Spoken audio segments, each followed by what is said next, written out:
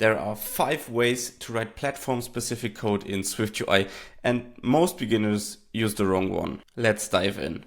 The first option doesn't actually happen inside of your code base, because what if you want to write code that's only meant for a specific platform like macOS?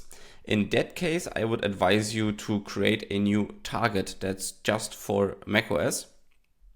So here you'd go to macOS and then you would search for app.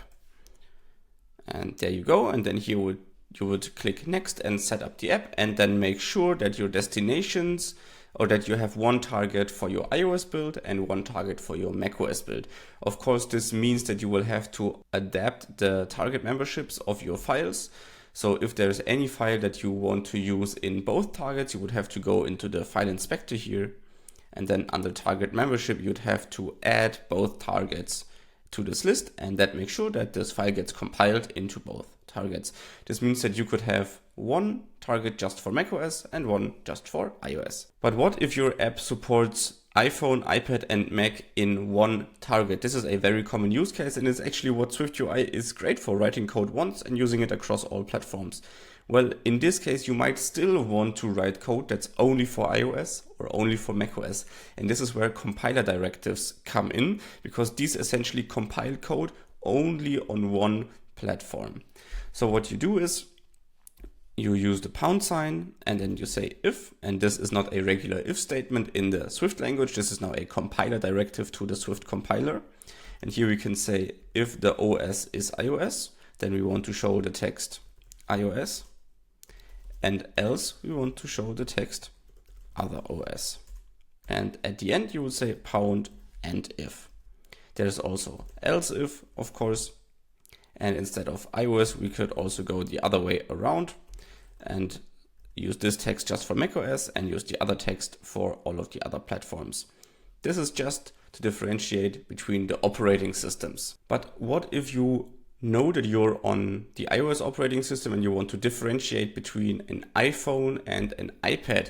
In that case, you might want to introduce a computed variable, and let's call this one is phone, and this will just be a Boolean. And in here we will use an API from UIKit. So this API is not available on macOS, just on iOS.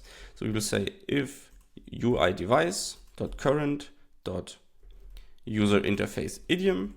And there are different cases here. There is a Mac case, but don't be confused. This is just for Catalyst apps running on macOS, not for native SwiftUI apps running on macOS. So in our case, we will say this returns true if the current user interface idiom is that of a phone. And then in our body, we could say if is phone. We'll use one implementation where we say text of iPhone, and else we'll say text of other device. Real quick, subscribe to this channel to get more SwiftUI tips like these. It would make me super happy. But what if we don't care about a specific device, but much rather about how much screen real estate we have? Now, luckily, there are 2 environment values in SwiftUI that we can use to do exactly this. So let's type out add environment, and then in here there is a horizontal size class, and let's capture that as a variable. And there's also another environment value that we can use, and that's the vertical size class. Let's also capture that as a variable. And these can either be regular or compact. And as a rule of thumb, the width of an iPhone in portrait mode is compact and pretty much everything else is regular.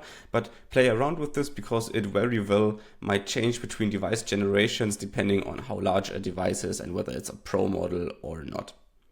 And then in your code, you could say something like if horizontal size class is equal to compact, then we want to show a compact layout. And else, pretty much if it's regular, we want to show a regular layout. And lastly, let's have a look at view.fits. This is a container that by itself lets the layout engine of SwiftUI decide which subview to show. So we will quickly type this out. So it's called view.fits, and in here we will give the layout system different views, and then the system chooses which one of these fits and display that to the user. It goes top down, so the topmost view is always chosen first if it fits, and the bottommost view is chosen last.